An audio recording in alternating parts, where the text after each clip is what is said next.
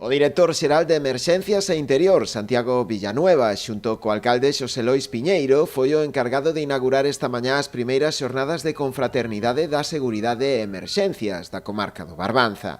A iniciativa, que parte da Concellería de Seguridade, en colaboración coa Mancomunidade Barbanza-Arousa, ten como principal obxectivo dar a coñecer o labor que desenvolven os diferentes equipos de emerxencia. Estas jornadas teñen como obxectivo a confraternizar os diferentes corpos de seguridade e emerxencias e tamén dalos a ver, dar unha visión do catálogo de medios que temos que actuarían na comarca do Barbanza que temos disponibles en caso dunha emerxencia. Tanto o alcalde como o director xeral de Emerxencias viron con bos ollos esta iniciativa, que ten un afán de continuidade. A importancia que ten este tipo de actos para poñer en valor ese traballo das emerxencias.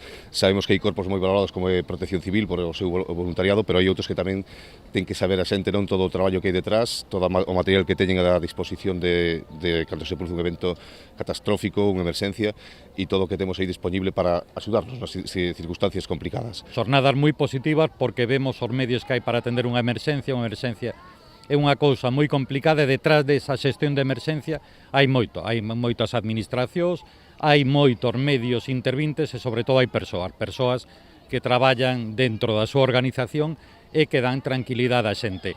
O coñecer o que é unha emerxencia, os medios que se producen é algo esencial para todo o mundo. E o primeiro que hai ante unha emerxencia que o coñeza a población e tomen as medidas para que non se produza esa emerxencia. A xornada de hoxe tivo nos nenos os seus principais destinatarios. Así foron varios colexios da localidade os que se achegaron ata a praza para asistir ás distintas exhibicións e demostracións por parte dos equipos de emerxencia, entre os que se atopaban a Unidade Canina da Policía Nacional, a Axega, a Garda Civil de Tráfico ou os propios bombeiros.